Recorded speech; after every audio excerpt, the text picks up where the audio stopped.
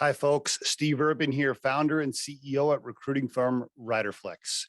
If you enjoyed today's guest interview, please give it a like and be sure to subscribe to the Riderflex podcast.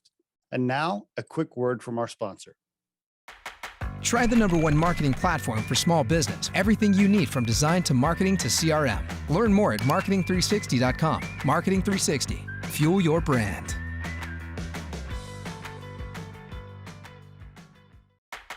Try the #1 marketing platform for small business. Everything you need from design to marketing to CRM. Learn more at marketing360.com. Marketing 360. Fuel your brand. Margot Micallef on the Riderflex podcast for the second time. Hi, Margo. How are you? I'm very well, thank you. How are you? I'm doing fine. You in San Diego, California? Whereabouts? I am in San Diego, and I'm sitting in the office of our president. He has very bad taste in decor, you might notice. I was thinking what a stark background I chose. Looks okay. I appreciate you coming back on the show. I was listening to a little bit of our first interview. It was almost 3 years ago, believe it or not. Are you kidding me? Yes. It was May of 2019. I was like, wow, that's almost 3 years ago. Holy cow. Wow, so much has changed. Like I not just know. in the world, but in Gabby as well, and me personally as well. I want to hear all about it. Yeah, well, you've been through some stuff with lots of changes with yourself and Gabby. I want to hear all about it. Yeah, that was even before COVID.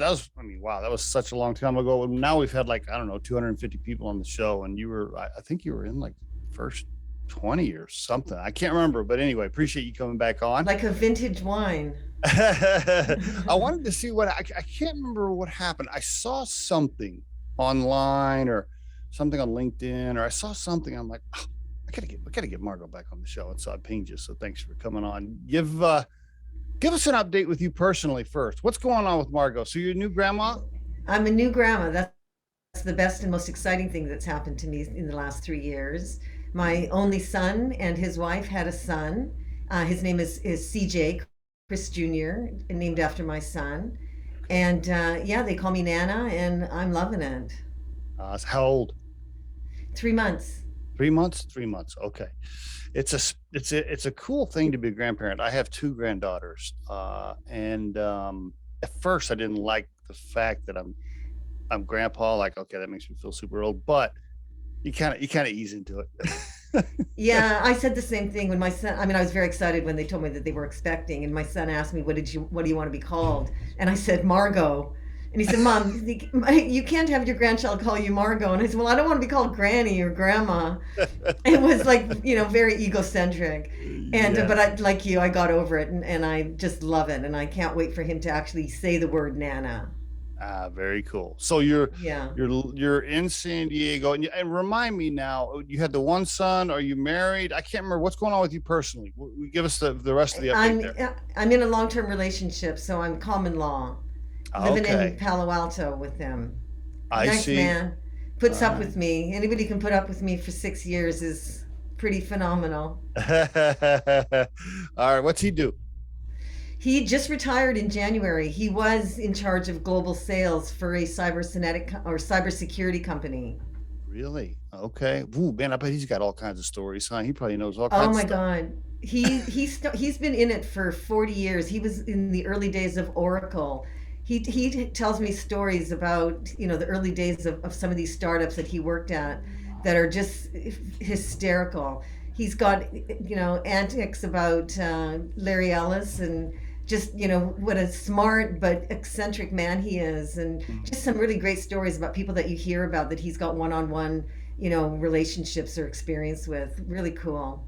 Is your because you guys are together now, is your laptop, is your email, your home, like, is everything like super locked down, like super? Well, it's funny, he actually shakes his head at me because my passwords are password or 1234 or hello. And he just says, really, you got to do something about that. But so far, I haven't. I talked to a cybersecurity guy one time on the show, and I said, well, do I have to worry about being attacked? And he's like, look, unless you're somebody important, like you really, chances of you getting hacked are slimmer. Like, if they want to hack you, they're going to. And the only reason they're going to is if like you have information they need. And so I was like, okay, well, I don't really have any information they need. So chances of me getting hacked are slim. Anyway, I hope so. um, I hope that's the case for me too. what's the, give us the latest. So when we first met, you had Gabriella's Kitchen going on, right? And then that was Yeah. before the transformation or transition to Gabby. Give us an update from 2019 to today. Go for it. So you might remember we listed on the Canadian Securities Exchange in 2018. And then in 2019, we bought our first cannabis license, which was Sonoma Pacific Distribution. And we did a raise with GMP in June of 2019. Okay. And then we brought brands to market. So the idea was that we had experience in brands in the mainstream with our food business, and we wanted to bring food that was edibles, I guess you would call them in the Right. cannabis world, I to remember, yeah. market in the cannabis world, parallel to the mainstream world. And as we got into the business, we came to appreciate that the California market really wasn't ready for edibles in a big way. The market was still really dominated by flower and flower brands and Because you were flower early. You were derivatives. early on on edibles. I remember. Yep. Yeah, Yep. so we pivoted, or evolved, and we brought some edibles to market, but we also brought some flower brands to market, Okay. and we self-distributed as well as distributed for third parties. And we did that for about a year, and then came to the realization that there's challenges in the California retail environment for cannabis, and that it was really hard to rely on third party retailers to get our brand known to the consumer, because oftentimes in the cannabis world, the operators are a little bit less sophisticated than in the mainstream world. So they may not replenish on time. They may not have funds to buy inventory again, right away. They aren't necessarily loyal to a particular brand. They'll often just be motivated by pricing. Bud tenders, aren't necessarily going to sell your brand. And Right. they are the intermediary in most cases when a consumer walks into a dispensary. So we came to the realization that if we wanted to get our brands to market, the best way to do that was going to be via retail, via owning our own retail. And did you We have your also, own? Did you have your own grow facility, or you were just no, wholesale? we Oh, just wholesale. We okay. bought everything. Yeah. Okay. All right. Um, yeah. So we decided that we needed to get into retail. We also came to the conclusion that retail wasn't being done very well in California. Mm. And no disrespect, it's still a young industry. And then we really felt that in order for the industry to really grow, we needed to bring that mainstream consumer in without alienating the traditional consumer. So, generally what was happening was you'd have dispensaries that would launch, like a MedMen, that would be really focused on that mainstream consumer, or you'd have another dispensary brand like a Cookies, which might be really focused on the traditional consumer. And we wondered, is there a way that we can create an environment that caters to both the traditional consumer, which is usually a young male audience that's been consuming for a long time and very sophisticated, really know what they want, with that mainstream consumer that's more less Like me. experienced. Yeah, more like me. Like. And me, to be honest, right? Yeah. So how do you marry that? Well, I think we figured out the way to do it. So we acquired a dispensary in April of 21 called Mankind. It's in April San of Diego. 21. April of 21. Holy cow! Okay? That was brave. That was right when COVID was starting, and you bought a dispensary. Okay. Yeah, yeah. It was. You just plow along. I find you have to either get around, overcome, or kick through the obstacles, right? Oh, wow. All right. So So you bought yeah, a dispensary. Okay. It was just one location. one location Okay. in San Diego, and we evolved the model, and I think we did a really good job of finding that middle ground where we have traditional consumers and we have mainstream consumers, and we really have a very well educated staff, and if the mainstream consumer usually comes in and will be looking for an effect, so they don't come in and say, hey, I want to get high. They mostly come in and say, I need something for anxiety, or I need something for sleep, or I need something for relaxation, or I need something for fatigue, So they'll come in with looking for a particular effect. And that's really where you build the relationship. And our staff is so well educated on our products and our store is so well merchandised that the consumer gets what they're looking for, and it really helps to build that loyal relationship. And So we launched our why didn't you change the name? You kept the name Mankind. You didn't want to rebrand it Gabby, or what was the strategy there? we haven't really come to a final conclusion about what we're going to do. It just isn't really that important right now. Right Okay. now, what's really important is developing the reputation as being somebody that accommodates both traditional and mainstream consumers. Mm, And eventually we'll do some marketing and some analysis around what the brand should be. We're also looking to grow and looking to increase the number of locations we've got and expand our footprint. And so we won't do the rebranding until we've got at least 10 locations under our belt, and then we'll figure out whether we're going to rebrand everything as Gabby, rebrand everything as Mankind, or rebrand everything as something else.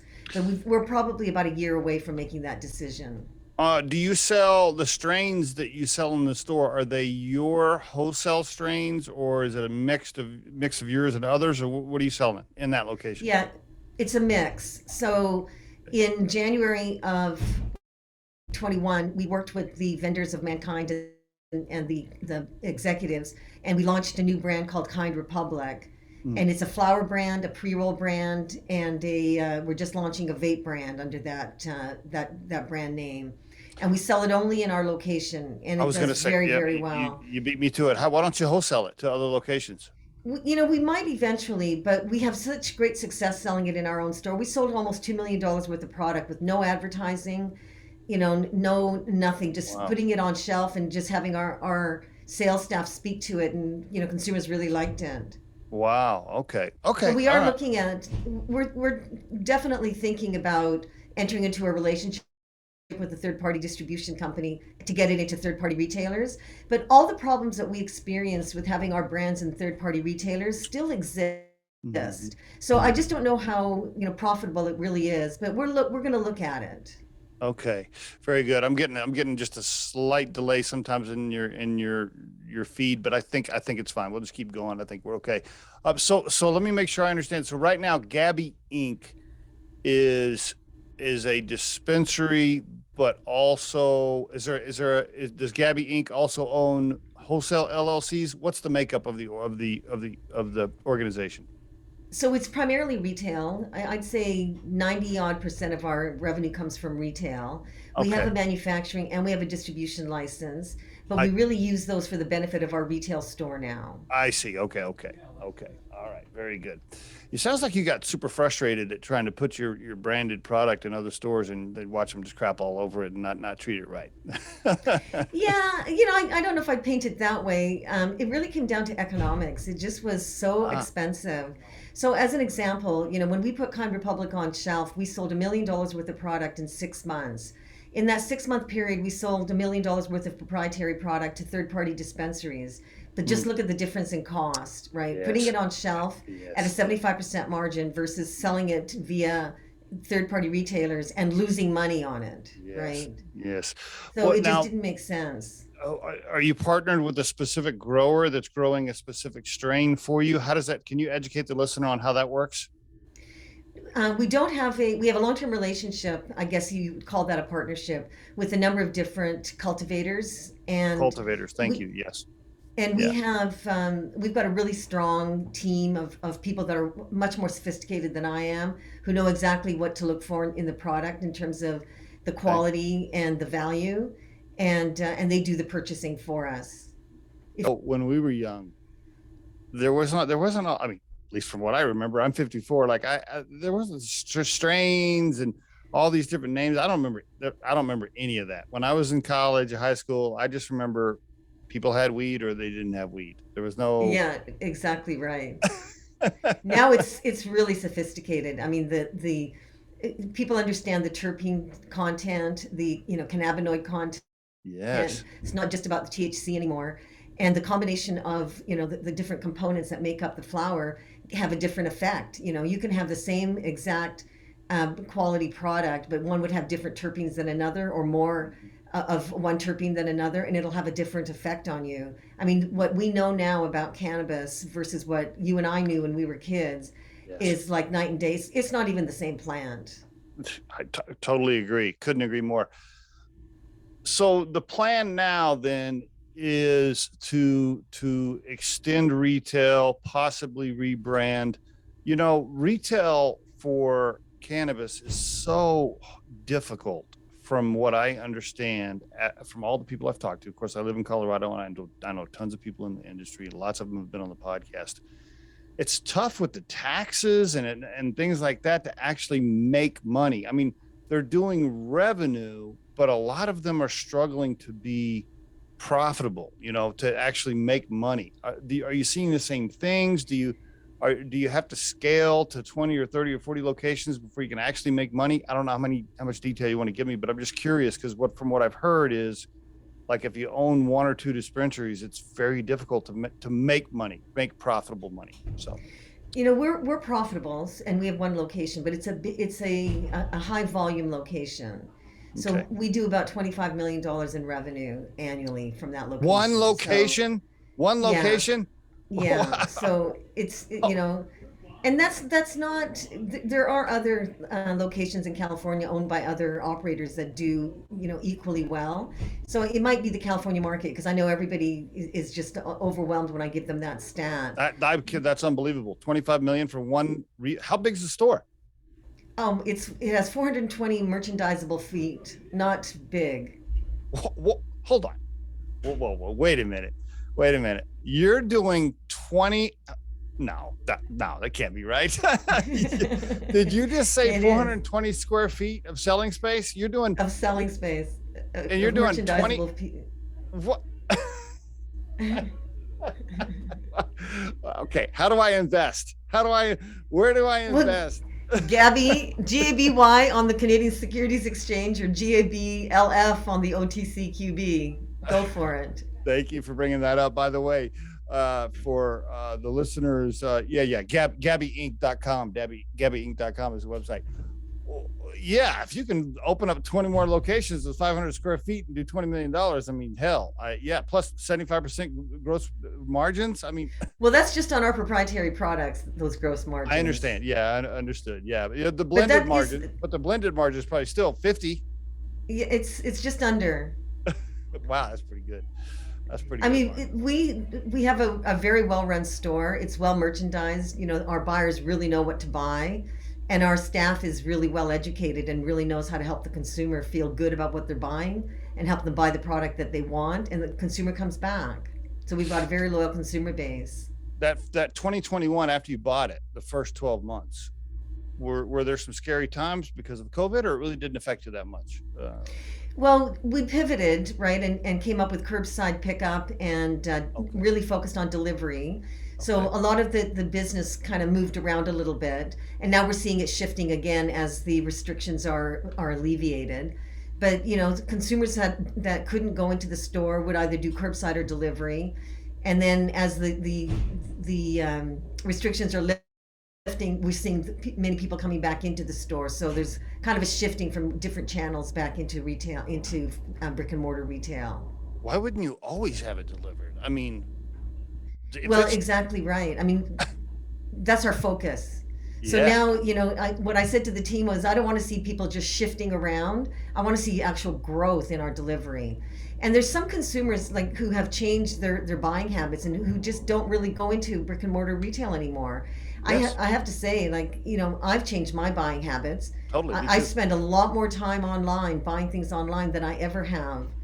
And, I'd be happy to have a relationship with a good store that has a good brand that could help me buy equally well via delivery as well as going into the store. And that's what we're working on now. So right now delivery is about 10% of our revenue, and we want to grow it to about 30%. Is there a surcharge for that or anything like that? What do you have to pay extra? No, it's basically a minimum order, right? And it's free delivery. What? Free delivery? Okay. Same day. I don't know why everybody isn't doing delivery. That's crazy. I know. It's you have to know how to do it, because it's expensive, right?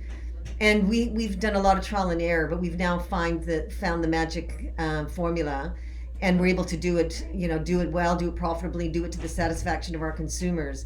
What we need to do is fix our e-commerce platform, because it's not, I mean, I think consumers who buy online have an expectation that the platform is going to be very um, obstacle free, if you will, seamless. Yeah. I And didn't see a cart. I didn't see a cart on your website. Or did I miss that? you might have it's under the Mankind. You might have to click onto Oh, Mankind. oh, I see. I see. Okay. Okay. Gotcha. And our All right. website is a work in progress. We continue to evolve it as we learn more about what consumers are looking for.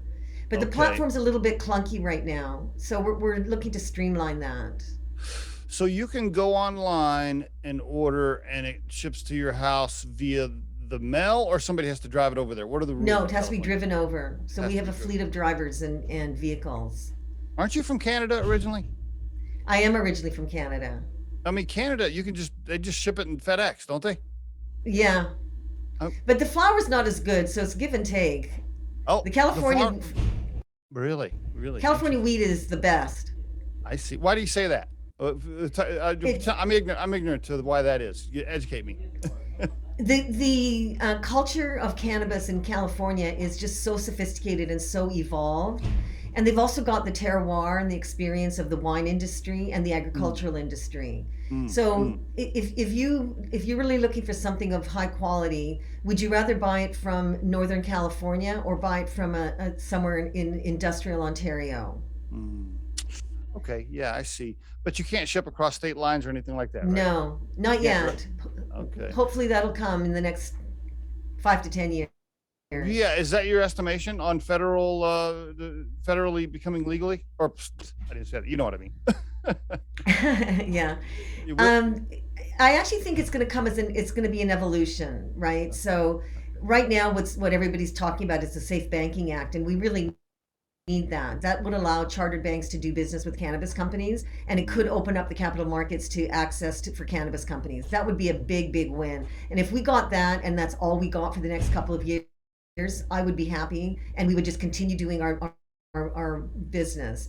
Mhm. If we got more than that, the next stage would be descheduling.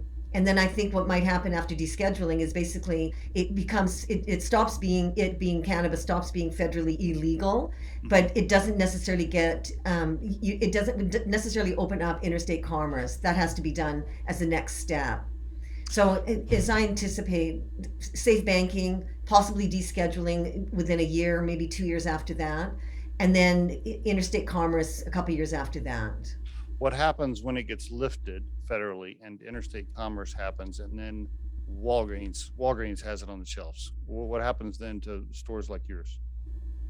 I mean, we're a premium store, and we understand that eventually, there's going to be a lot more competition in the market and a lot more competition from some of these big CPG companies. Right. But what we're doing is building relationships one customer at a time with really high quality product, good pricing, and educated sales staff. Do So you when want you go into Walgreens, sorry, them? Go when you ahead. go into Walgreens to buy shampoo, nobody comes and asks you, would you like some help, right? You have this array of shampoo on the shelf, and you have to pick and choose which one you want to use. No one's going to help you. And if you have an issue with dandruff and you have a sensitive scalp, what product do you want to use that deals with your sensitivity and with your dandruff? Or if you have oily hair or dry hair, whatever, that's just a random example. So when you come into our store, we'll leave you alone. We'll let you shop and browse and look at things, but we'll also let you know that we're available if you need any assistance. And a lot of times people ask for help, especially with a product like cannabis that has so many different components to it, and a lot of people don't really understand all of the components. So Oh, try no getting doubt that kind about of it. assistance at Walgreens. Yeah, no doubt about it. Do you hope that a big CPG company eventually purchases your 25 store chain? Our 250 store chain, absolutely.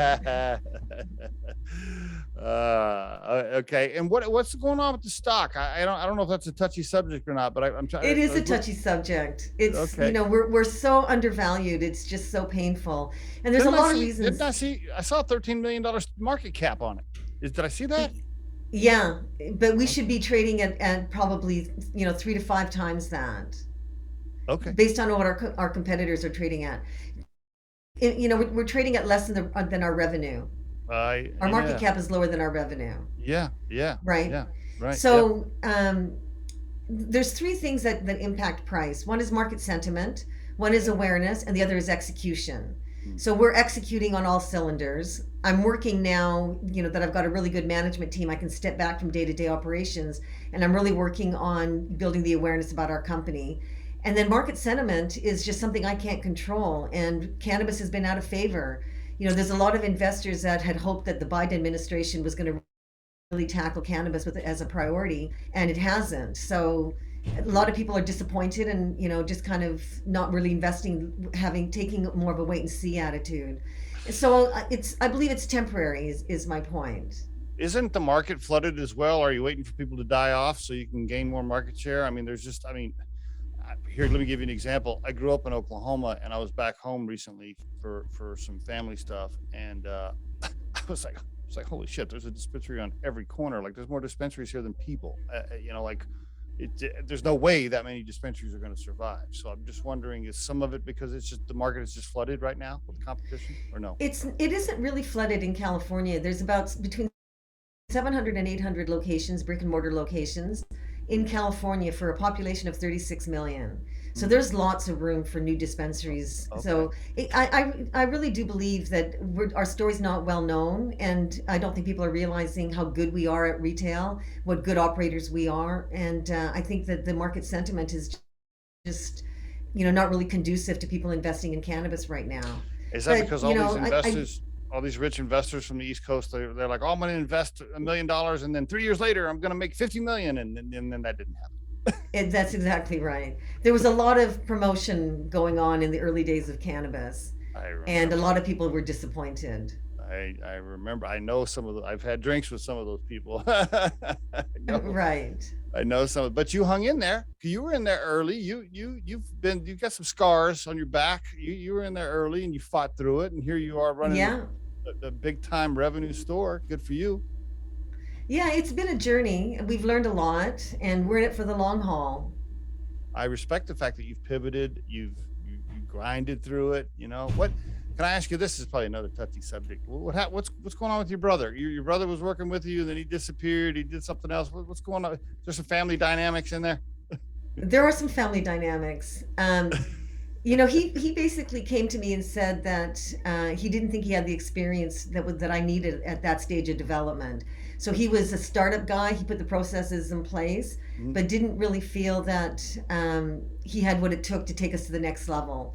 So he stepped down, and we brought somebody else on who didn't really work out. We brought a very strong CPG player in who didn't really understand startups, and worked with him for a year, but really didn't get the progress that we were looking for because he didn't really know how to run a startup. He came from big CPG, didn't roll up his sleeves and get into the so-called weeds, right?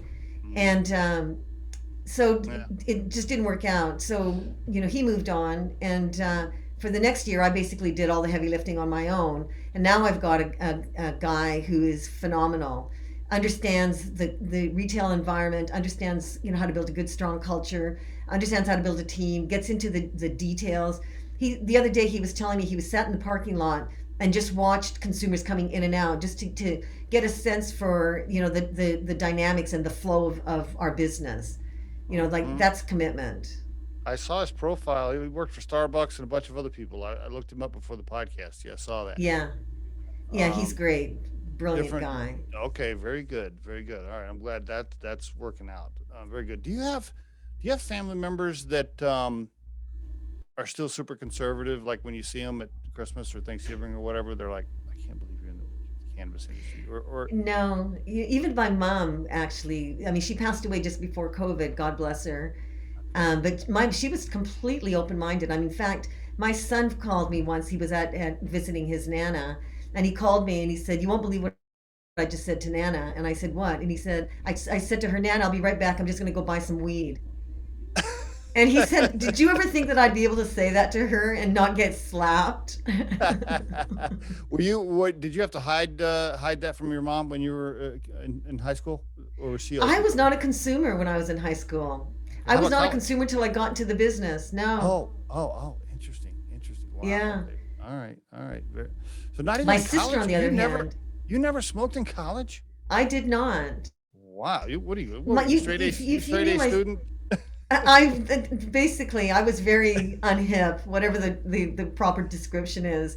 My sister, on the other hand, she did everything that I didn't do, she did, and she was very hip. She was like, she did all the right things, and I Gotcha. just was too serious. But it's family dynamics, right? I was the oldest daughter. I had to be the responsible one, according to my mom, and I was. How about your brother? Was he wild or was he in between somewhere? In between somewhere. Okay. Got All caught right. once crawling into the house through his bedroom window. My mom waited for him, and he had to crawl in, legs first, and she grabbed him by the legs. He said he just about had a heart attack. So he had a few of those escapades. Give me a fun story when you did get into the business. Where give me something interesting or fun where you were like either at a conference or you're at a meeting, and like somebody whips out, I don't know, some powerful weed, and you feel obligated to smoke with them because I don't know, you're trying to win them over, and then you're like, oh shit, this is I can't Well, function. yeah, I didn't do that, but I did something similar. When I first got into the business, I thought, okay, I need to understand the products that I'm selling, Okay. so I can speak with authenticity. Yeah. And Right. so I just started using tinctures because they were measurable. Oh, And so okay. I just every day at night, because I used it mainly for sleep, I just took a little bit more and a little bit more, and then the next day a little bit more, and I just kept doing that until I wanted to figure out what my tolerance level was. It was quite low, so I won't tell you what it was. But one morning I Two woke up milligrams. and 2 milligrams. it was 7, Okay. which is still less than a legal dose, That's but still pretty low. Yeah. So I woke up and my head was spinning, and I thought, oh my God, I am totally stoned. So I couldn't sleep because my head was spinning so much. I had to get up. I sat in my favorite chair and got the munchies, as is customary. So here I was at 4 a.m. eating toast and peanut butter till the world stopped spinning so I could go back to bed. Have you ever had a chance to smoke with your son now that you guys are, is he in the business, by the way? He's an advisor to our business. Okay. Have you ever had a chance to smoke with him on the back I porch or anything? did. Yeah. I did. We have a place up in the mountains, and we were staying in one night. He had the fireplace lit. We had the cat near us, and we were listening to some music. And he created a pipe. Yeah. I shouldn't even know that he knew how to do this. He told me he did it as a kid. Got a teapot, and I don't even know, some foil and some other stuff, and made a pipe out of it.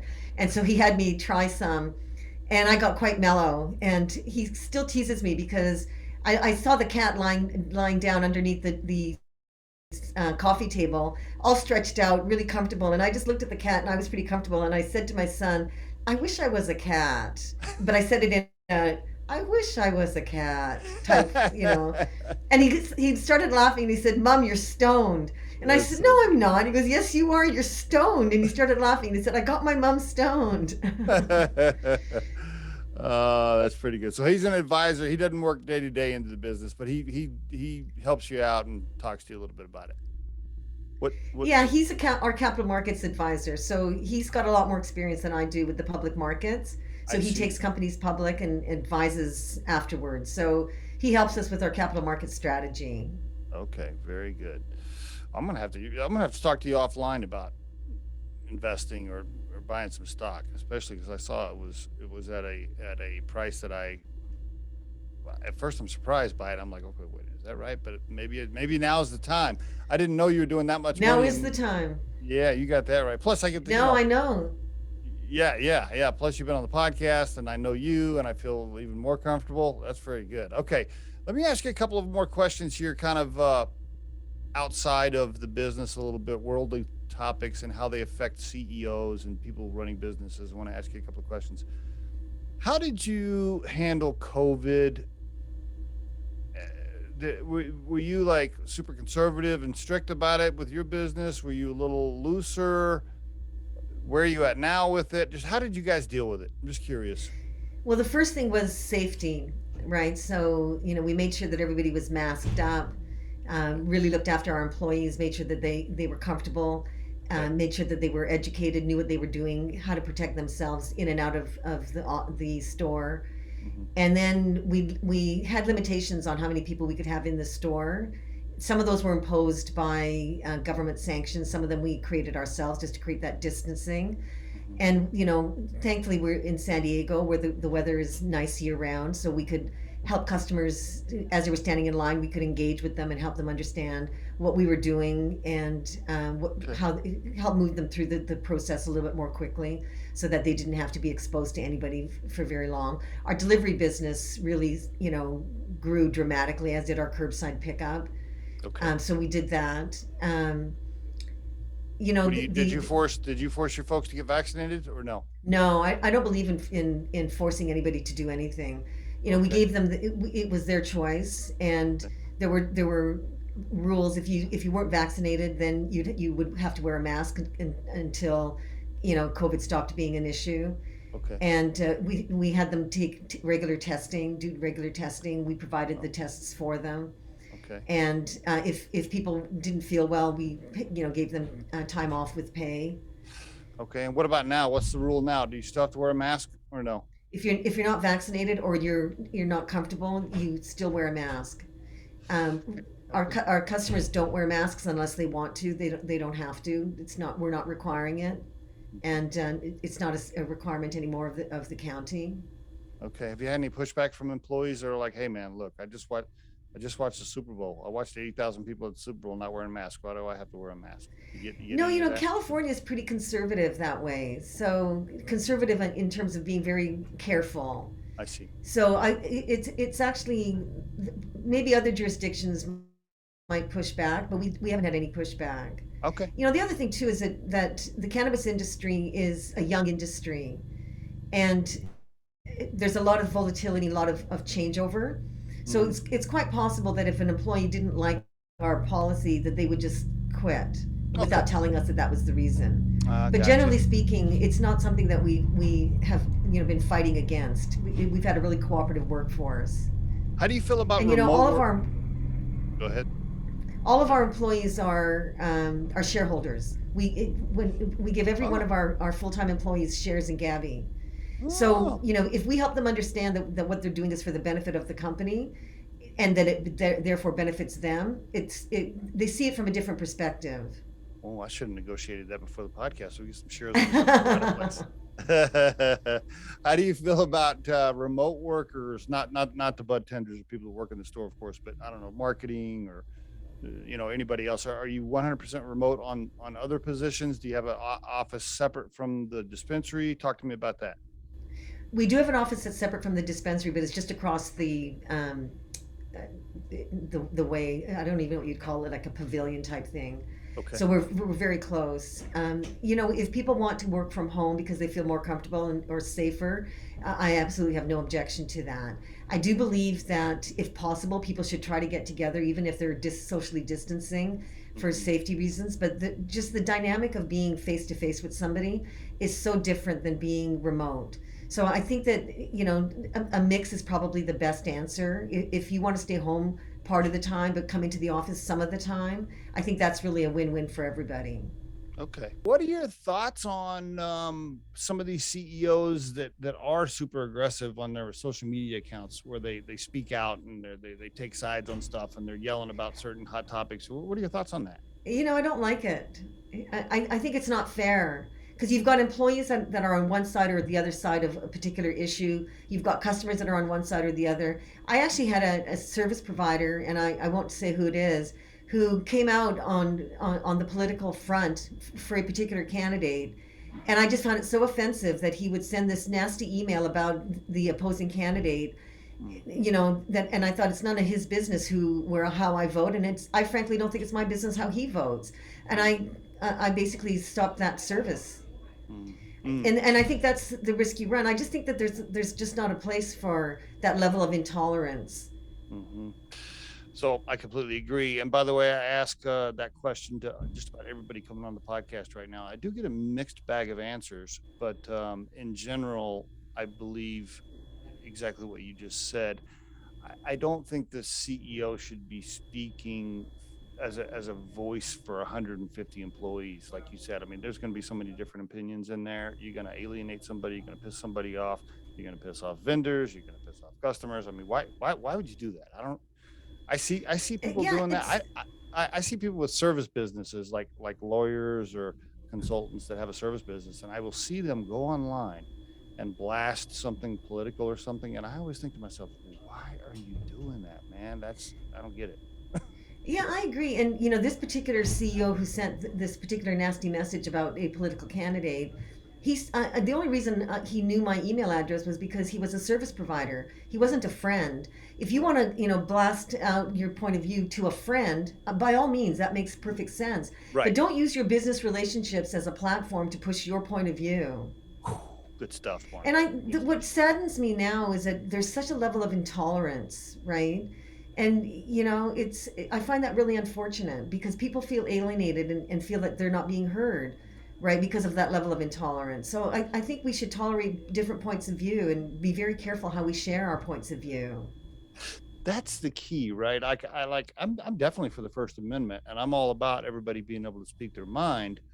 I just think when you're speaking as a CEO to try to I don't know, summarize how your company feels, I just think that's irresponsible. But like you said, if you want to call me personally and talk to me about whatever, yeah, cool, whatever. I mean, I'm all for everybody speaking up. I just think if you're in certain roles, you should be careful not to. Yeah, I agree. I know at Riderflex, I'm always, I've had a couple of our recruiters tell me over the last couple of years, different, whatever the hot button is of the month, right? It's always something. And I'll have recruiters say, oh, we need to take a side on this and speak out about this. And I'm like, no. I said, first of all, I want customers from both sides. Totally.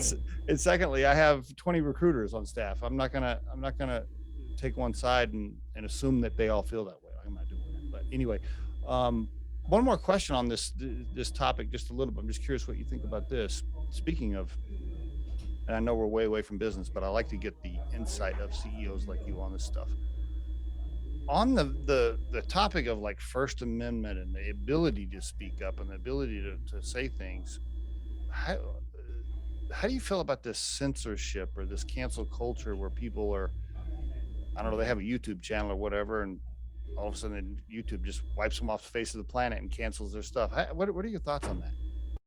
I forgot who said it, but somebody more famous than I said, I will defend to the death your right to disagree with me.